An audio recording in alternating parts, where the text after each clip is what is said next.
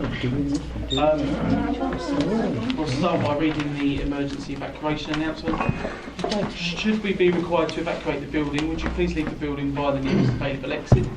There is one fire exit in this room. If you need to evacuate the room, do so by the glass door to the external fire escape staircase. Please hold both handrails in case the stairs are wet or slippery. If anyone is unable to use the stairs, would they please allow others to exit the room before they go to the fire escape door where they can be given assistance. Our assembly point will be in the public car park at the side of the Civic Suite. Please do not delay your evacuation to collect any belongings. Please do not return to the building until given permission to do so by council staff. Please note that this meeting will be audio recorded, and if I can remind you to either switch your phone off or put it onto silent, please. Thank you very much. Item number 1 on the agenda this evening, apologies for absence. We don't have any. Number 2, substitute members. We haven't got any. Number 3, non-members attending. Councillor Smith. Number 4, minutes of the meeting held on the 6th of November 2018, which have been circulated to members. Are members happy for me to sign those? Great. Number 5, declarations of interest, including any whipping declarations. There are none. Item number 6, which is Treasury Management 2018-19. It's the mid-year review.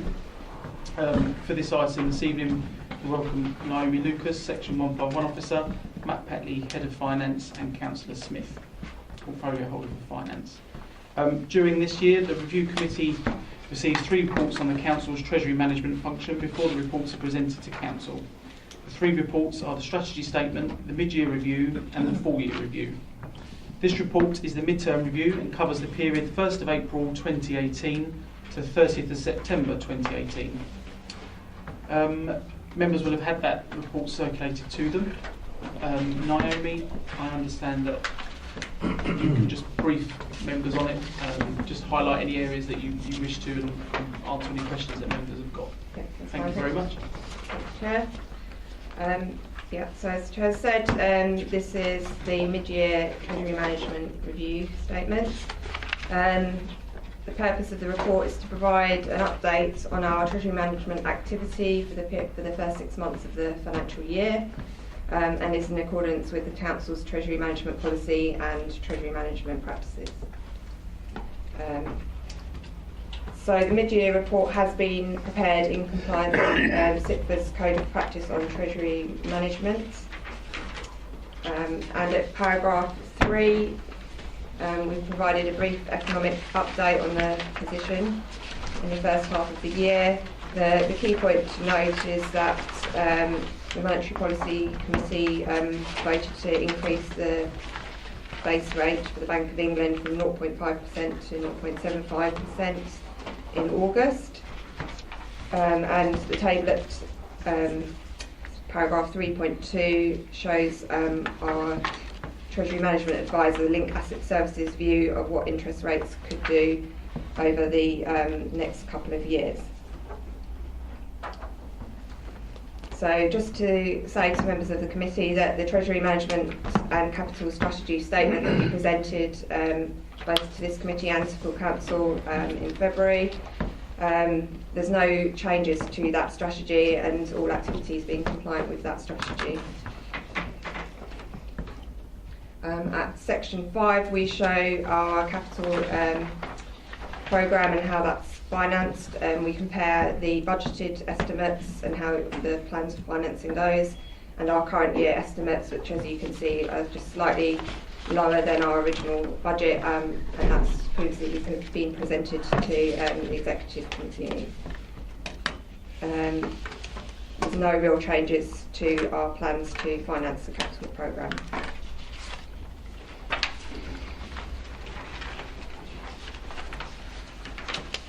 So at section 6, we've provided a summary of our investments at the start of the financial year, investments that have been placed during the first 6 months of the year, and the balance at 30th of September, which is the date as this report was prepared. We've also shown a graph of the investments outstanding we've chosen to show this from January to September. So the January position just gives a bit of context in terms of our overall level of investment balances that we had during the last financial year. Obviously at the cut-off point at the 1st of April this year, the balances were slightly lower than the average. And that's just purely due to cash flow sort of profiling. So we had less cash in the bank at that stage because we had to pay out a large number of precepts at that particular day. So it sort of gave an artificially low perspective of our overall balances at that cut-off point. But you can see from the trend that actually we've now returned to our sort of 10 million balance, and that has been increasing slightly over the course of this year, and we expect that to sort of increase slightly more going into the end of this year. At paragraph 6.4, we've just showed a summary of our investments at the snapshot point in time this report was prepared at, which was the 30th of September. So we can see that we had £3.35 million in a 90-day account with Santander, 2.4 million with Handelsbanken, and £5 million in a money market prime account. The forecast investment return for this year is in line with our budget, which was £50,000, so we're expecting to achieve those investment returns. And just to confirm that we have not reached any of our approved limits that were set out within our annual strategy. So that's all I was going to say in summary of the report, but if anyone's got any questions, then I'm happy to try and answer. Okay, thank you very much. Councillor Mr Mason, did you wish to start, or I referred you to start? I asked a question today because of the overview and scrutiny officer to ask the finance team, because I know that it's not fair to ambush people asking for a level of detail. So I didn't recognise one particular counterparty, and that says Money Market Prime. So I asked the overview and scrutiny officer to contact the team and identify the product. The product was identified for me as not being a bank as such, but it fulfilled the AAA rating. I took a very quick look online, only on a phone, so it's a very small screen, and the product appeared to have a description of share in it, and another link showed me that payments were made in terms of dividends, and I asked for an explanation of that. I didn't receive it. What I've asked for this evening, and the overview and scrutiny officer can help, is that in February we set a policy, a strategy, and as such I hope you're able to tell me that that particular counterparty completely fulfills the part of the policy that Mr Gowers is going to read out. Yeah, if you could. Okay, right. The organisation was Money Market Funds AAA long-term credit rating. Maximum duration was on call and can be withdrawn immediately, and the maximum investment for that was 5 million per fund.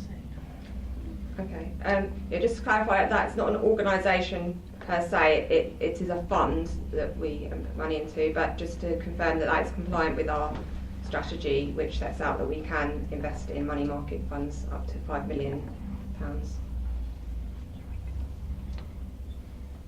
Money market funds. So Yeah. any. So there's a number of different funds that the accounts could potentially invest in, but our strategy sets out the parameters with which we can do that.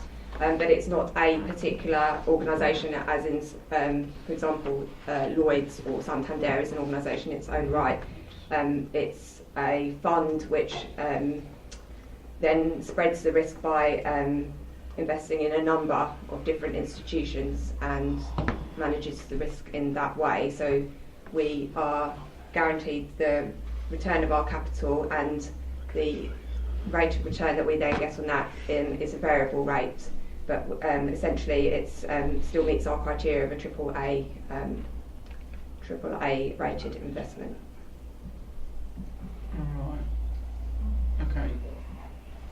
In the report, only because I know a member did refer to this, it says money market prime. Just a small thing. Is prime the name of a fund, or is that? What's the difference between? I mean, obviously, what Paul has read out earlier, which was just said money market fund. This is money market prime. What's the difference? So I think there's two classifications of money market funds that are specified in our treasury management strategy. So actually they're called standard and enhanced, but I don't know if Matt wants to elaborate on the prime. Yes, I can answer that, Chair. So we have access to, we currently have set up 3 money market accounts.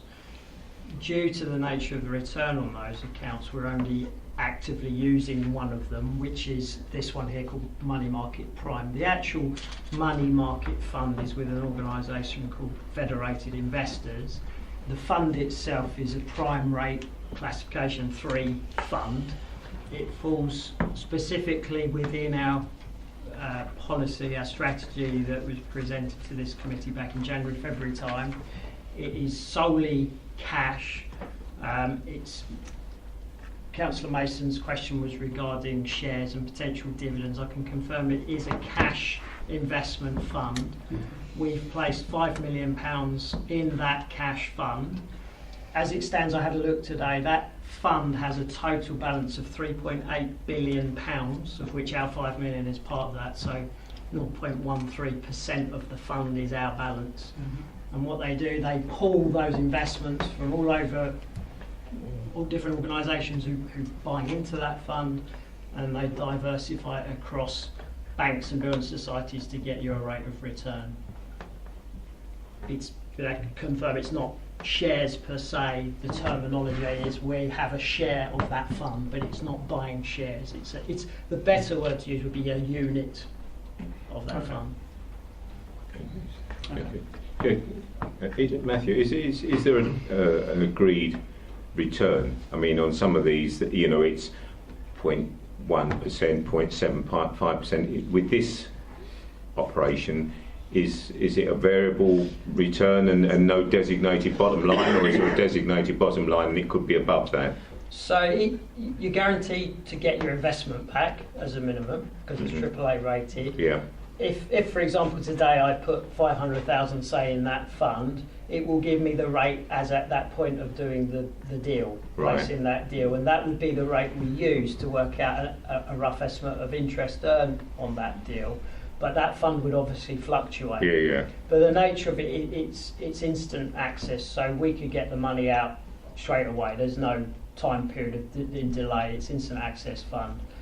I would say though that the money market funds are, the reason we use it is because it's giving us on average roughly 10 basis points better than putting it instant access anywhere else. So that's why authorities use money market funds more than they would say leave it in a current account or have an instant access account directly with a bank. But I think it's important to emphasise the key things is that it, as Matt said, it's a liquid investment, so we can draw our funds at any time. And the main criteria of the fund is to maintain the safety of the principal. So it is a very safe investment. So it's rated very highly on the credit rating score. So it's in line with our low risk strategy, and as such, it was approved as part of the strategy earlier this year. Okay, thank you. Councillor Mrs Mason. Thank you. Just a quick question, just as a matter of curiosity. You've got the major investments spread across 3 large accounts, but unless I've missed it, I can't see any indication of interest rate. I know you've said that one is variable, but there should be some indication of the variances that you'd anticipate. 90-day account, I would expect to have a fixed rate of interest anyway. Perhaps you could just clarify those for me? Yes, so the current, the 90-day Santander account is paying, I've got that information here, that's paying 1%. The Svenska Handelsbanken is paying 0.65%, And as I say, the money market is variable, but it tends to pay around, I mean, this morning we could have got 0.73%, but it varies around that few base points either side, but generally between 9 and 10 base points above the other two. Well, above Svenska anyway, for short term. Yeah, okay, thank you. Thank you, Councillor Stanley. Thank you, Chairman. Two things really. Who composed the interest rate that you've got up to 50 years? And also, are we working on a monthly basis on the interest rates to this money market thing, or are we doing a weekly, or what is the strategy of yourselves? Okay. In regards to the first question, so the 50-year PWLB rate is the rate that the Public Works Loans Board is currently offering as of September 18, and then it's Link Asset's view of how that rate is likely to change in line with their projected changes to the bank's base rates. So that's projection going forward, but the 50-year rate for as at September 18. Yeah, I wasn't really referring to the 50-year. I was just saying who composed that schedule. That was all. So sorry, maybe I'm misunderstanding your question. Do you want to clarify? In the report, which bit, what section are you referring to? In 6.2, we've got from the base rate of what we've got at the moment, right the way through to 50 years. And even I can't see that. That's in my crystal ball. I wish I could see it, but I don't see it. Yeah, I think it says there, Yeah. 3.2, it's composed from, yeah, the Bank of England, Yeah, and Bank of Public England. I Loans mean, yeah, but you know, I know what it says. The Bank of sorry. England, but what I'm trying to get at is that do you see that? That's what I'm trying to get at. Do we agree with the You forecast? just agree with the forecast. Oh, okay. Well, yeah, the reason we employ professional specialist advisors for them to obviously we are in conversation with them, and if we don't understand or agree with anything, we'd have a conversation with them about how they've arrived at that. But generally, we tend to go with our professional advisors. Okay. And what about how do you operate? Is it a monthly check on the money market? So we monitor our accounts investments on a daily basis. On a daily Yeah. basis? Oh, right, okay, lovely, thank you. Okay, thank you very much. Councillor Mr Mason. Thank you, Chairman. I just want to, I suppose, put a couple of things to you and put them on the record. One thing was interesting, you described the total in the fund, if I don't use the right terminology, stop me, of 3.8 billion, and I certainly saw that this morning. You indicated that that was placed across various banks and building sites, using the words you used. But of course, what we don't know, and this is an observation, is whether those particular counterparties fulfil our own credit policy. I'm just going to say that. The second part is, you mentioned a guarantee. As far as I understand it, there is no guarantee at all to a local authority or a corporate for monies placed with any counterparty. So although you referred to it being AAA, there's no guarantee.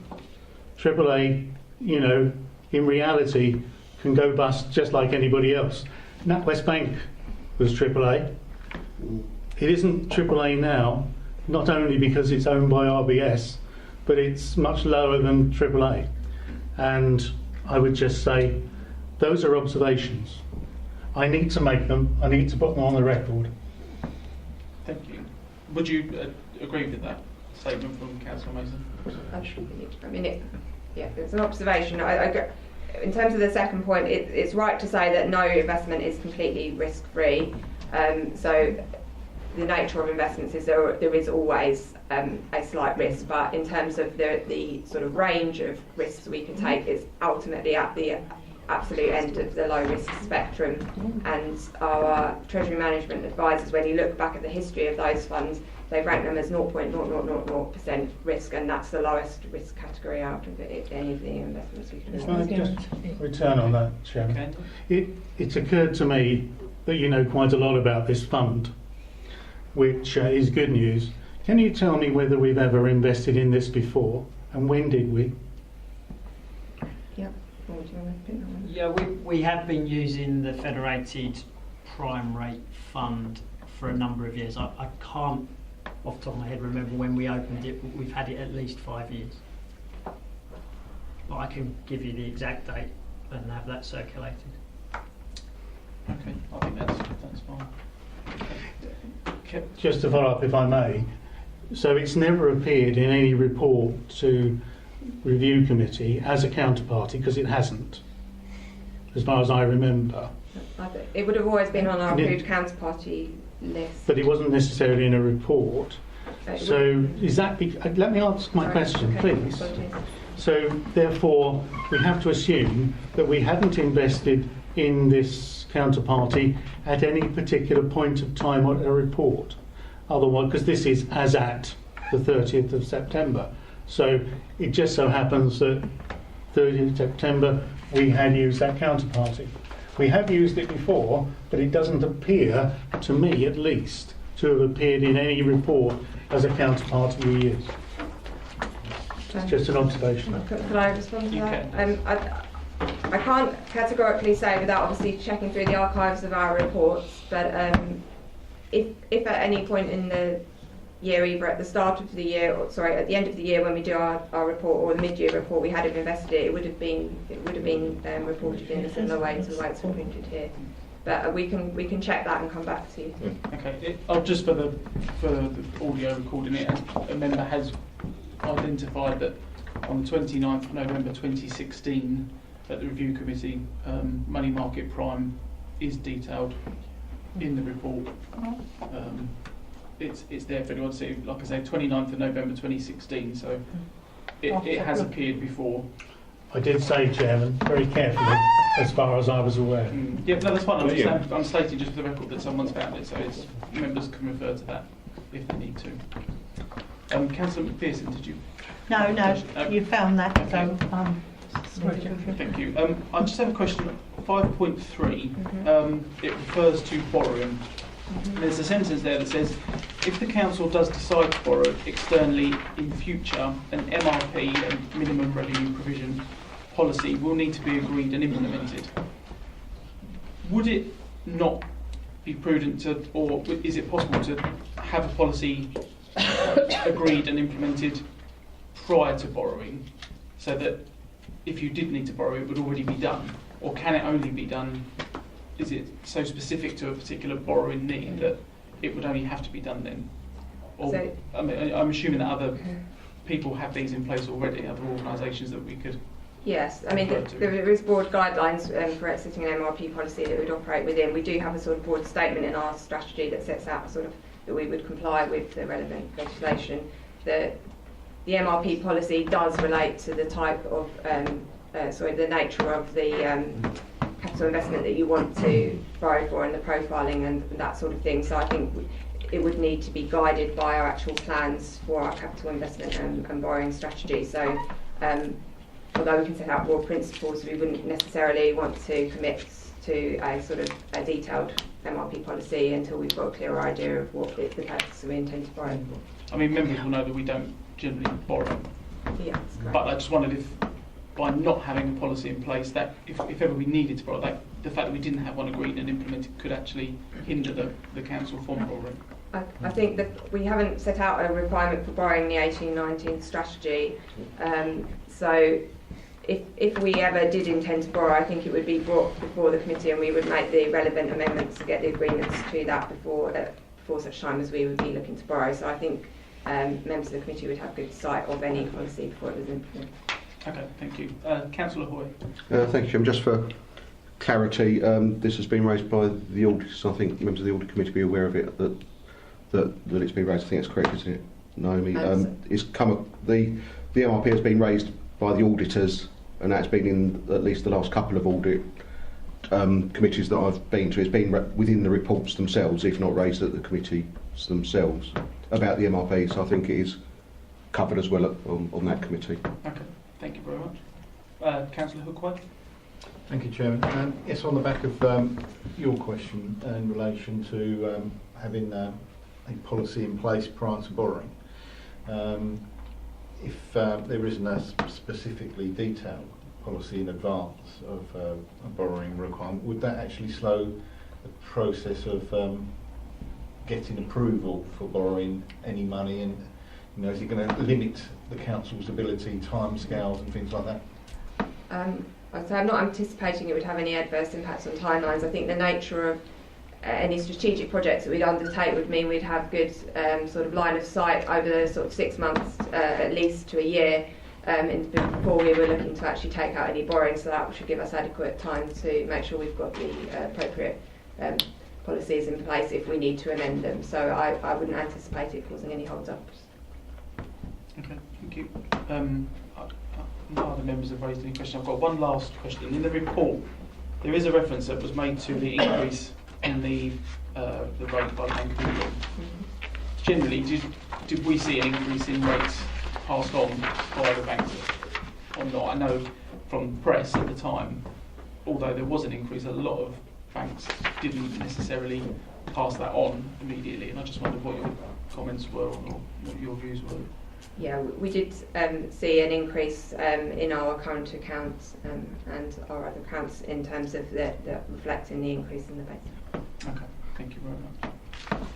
Any members, any other questions at all? Okay. Members will see that the recommendation there is that the review committee resolves to recommend the contents of this mid-year report to full council. Are members happy to do that? Brilliant. Thank you very much. Thank you for coming this evening. Also, just on behalf of the review committee, I understand, Matt, this is your last time that you'll be reporting back to us. So thank you for all your work and your input for the reports that have come before committee. Thank you. Much appreciated, and we wish you all the best. Thank you very much. Yeah, good luck. Well done.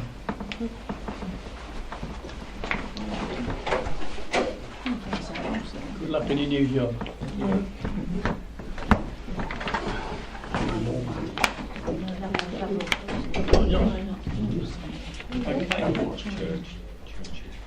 Moving on to item number 7, which is the report of the working party on the voice of the councillor. Members would have had that report and haven't had a chance to have a look at that.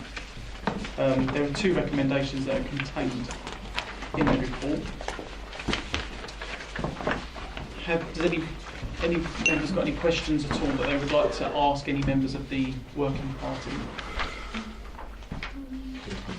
No, I've got a couple, so if I raise those, and that might just lead to a couple of questions. So, as we mentioned in the pre-meeting, these aren't aimed at anybody specifically.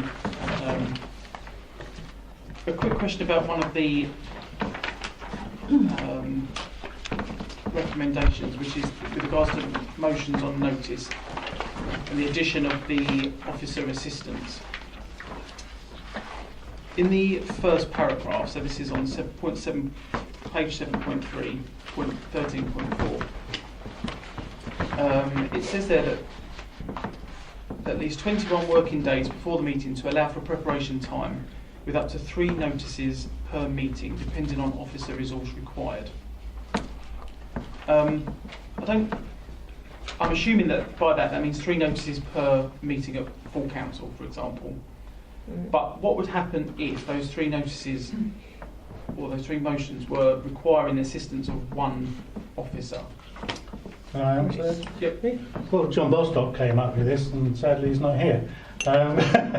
Paul will definitely put me right if I speak incorrectly, but John took this away because we kept on asking him and saying, has the council got capacity to provide this additional assistance, and what would you recommend as being the appropriate parameters to put around it?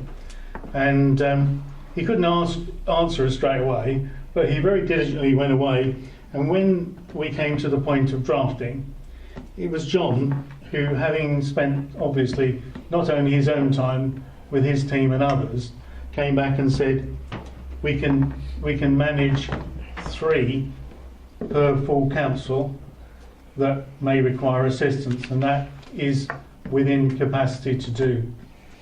And he also came up with the 21 working days, because we again felt that it was a matter of good, prudent planning. So we've relied on John Bostock in his role as Assistant Director of Democratic Services to liaise with other officers and to come back to us with a recommendation. That recommendation we found acceptable, so it formed part of this report. And by the way, just as a matter of interest, Bob Milne's on that task group, isn't he? But he's not on this committee. No. It's a shame he's not here, because he played a very big part in actually putting this together. And I think I'm quite sad, actually, because there was at least one time when I said, I don't understand that. And he was very good. He said, oh, that's actually in the Voice of the Councillor report. So I said, oh, is it? I'd lost sight of that. So we've got to thank Bob for his input in this. Okay, noted. Thank you very much. My only, I don't really have that much of an issue with that point. The only thing I was thinking was that although 3 motions per meeting, I think is quite reasonable. I just wondered if the demands of those 3 motions were on one officer, I wondered if that would be considered too much for one officer. I think, Mr. Chairman, we can only assume that Mr. Bostock considered that and considered it reasonable. He was exceptionally helpful, and actually he almost wrote it, because though we had a consensus in the meeting, we weren't sure how to word it, and he went away, he worded it, and then the wording was circulated and agreed by all members. Okay. So we can't answer that question, because it's an officer recommendation, and I would certainly think that our officer, especially the AD Democratic Services, should have a great understanding of what the council can and can't do. Okay, thank you. Just to try and enlighten you a little bit. Chris, can you just hold on one second? Sorry. Councillor Hoy first. Thank you, Chairman. I don't particularly have a problem with it. I think it's quite a good idea. I just draw attention. It does say with up to 3 motions, and depending on office time, so it's quite loosely worded in many respects. So presuming that gives the ability to say we can only got time for 2 motions or 1 motion. I think that's fairly reasonable. I think the only issue, it's not really a big issue, it's just a comment probably, and maybe something we should look at to see if it works. We don't exactly have 3 motions every meeting at the moment anyway, do we? So I'm not sure how it would work anyway. But it says if members considering the submission of a motion, this started off saying that members who aren't a portfolio holder or on the executive, in other words, but it doesn't restrict it within this wording, as I understand it, to members who aren't part of the executive. And I suppose there's also the possibility that one group or one party may decide to use all 3 motions, or use all officer time and deny the ability of another group or other members to do the same. So it's just, I don't think that will particularly happen, but I think it's something maybe we should keep an eye on, just and be prepared to maybe look at it later if that does happen. We did say this to John, and again, Paul and others will bear this out. We did say that I'm sure, and this is truly meant, that there would be a great deal of cooperation between others in the event that there was a particular problem. And I feel that we're all adults and we're all extremely sensible. And were a particular officer, as to your point, were to have 3 pretty hefty items, that there would be some sense in parties in sorting things out, which of course the managing director has the jurisdiction to do anyway, because let's face it, he's got complete control over all of the resources and staff, full stop. Okay, thank you. Councillor Stanley? I would just like to say that that's the whole point of this review of the Voice of the Councillor, is to give everybody an equal opportunity and as much time to evaluate with these notices. And the fact that John did turn around and say that, I believe, if I'm right, in saying that he'd only had maybe 2 in the past year. So with this in mind, and this is what we was talking about in our consultation with him, was that this is what he come up with, on the basis that that's all he ever had previously. Councillor Lucas Gill. Thank you, Chairman. I think at the time when we were discussing this, we were concerned about the number of working days that we should allow officers to investigate. And as Councillor Mason said, I think we're all in agreement with what John Bostock has come up with at least 21 days' notice. Okay. Any other questions from members or? No? Okay. So there are two recommendations.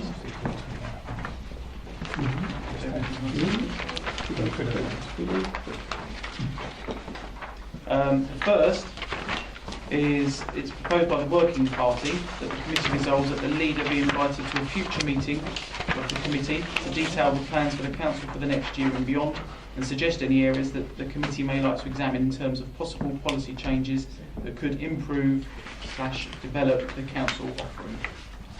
Are members in agreement with that? And the second, it's further proposed by the working party that this committee recommends to full council that the proposed changes to the notices of motion in the constitution be adopted. Great. Councillor Mrs Mason. Thank you, Mr. Chairman. Just a point. Councillor Mason did comment on how constructive Councillor Mills' input was. And I wasn't aware at that time that he was not on the committee. The other members, obviously, of the working group are on this committee. Perhaps we ought to thank him for his, formally, for his assistance to this committee's working group. As he's I don't think any members would have any objection to that. You're right, it's good.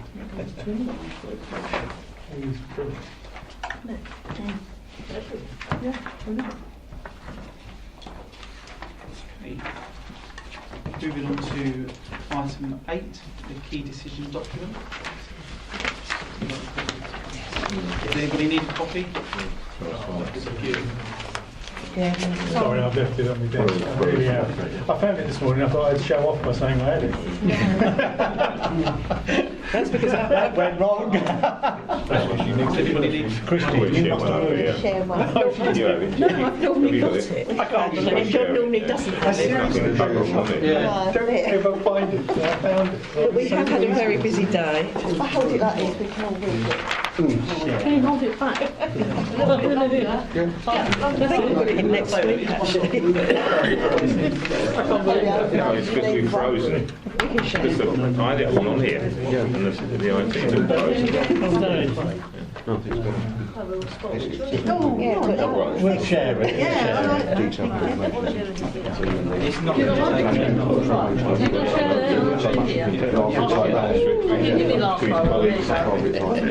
Okay, members, over to Paul just to run through the key decision documents with everybody. Okay, the first one is the A127 Air Quality Project outline final business case, and I remember in November stating that he was going to produce a report in December, like today. It's currently looking like that we will not be part of the process as this progresses, and it's likely that that item will be removed from the key decision document next month. Why? Because we are in compliance on our bits of the 127, it would appear. I'm assuming if that is removed, we will get formal. You will get a formal notice of its removal, and Martin's promised that he will give members an update in the members' bulletin about the A127 Air Quality Project. Will we get a graph to show that we are? I can ask him for Could a you ask him for a graph, please? Because if it's only recent that we're doing it, then how do we know that we're going to do it in the future? That's not the problem. I'll let Martin We can answer only- that one. He can only answer that, Yeah. but that's the point. Yeah. If yeah. you could show It's- them... I'm told the data we've provided is showing we're compliant. Yeah, for how, for when and how long. I don't know the And data. the other thing I so- was going to ask him is that about the 127 becoming a major highway, a motorway from this Nothing new to do. scheme. And will I don't think Mark will can the air answer. quality project come back into play then? I can't possibly You answer can't that answer on it. Martin. But Martin might But be able I'm to. sure Martin would like another meeting with you, Chris. That'd be If fine. If you want to meet up. I've had one already, and I'll quite have another one. Thank you. Right, we'll take it offline. Just remember to wait until the EU issue's been solved. Well, I was just going to Because say these are EU laws. we might, yeah. Oh, boy. Right. Moving on to the number 1218, advice services contract. That's being decided by the exec tomorrow night, and you should have all seen the report by now on that. And finally, we have one new one, 1418, and that's going to be the Brownfield Register, which is due to be decided in January.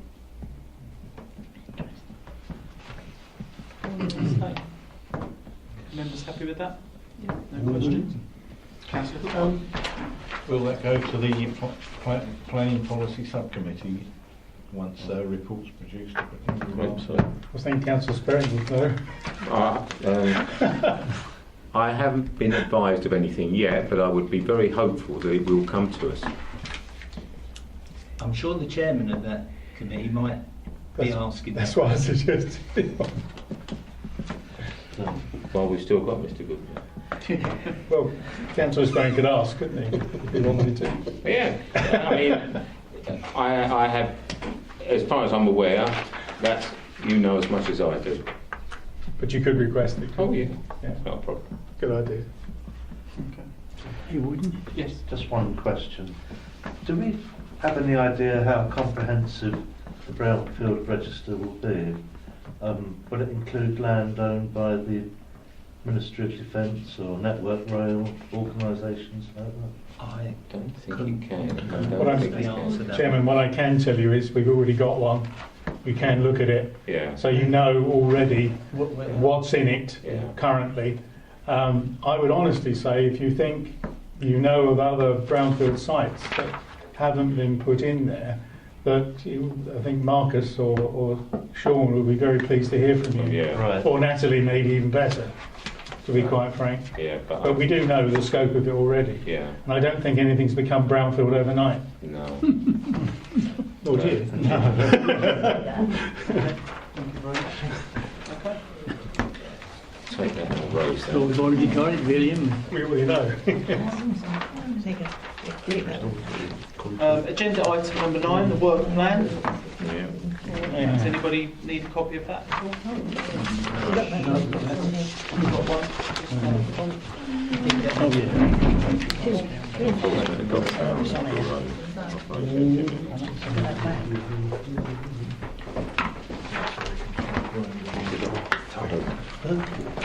No, that's all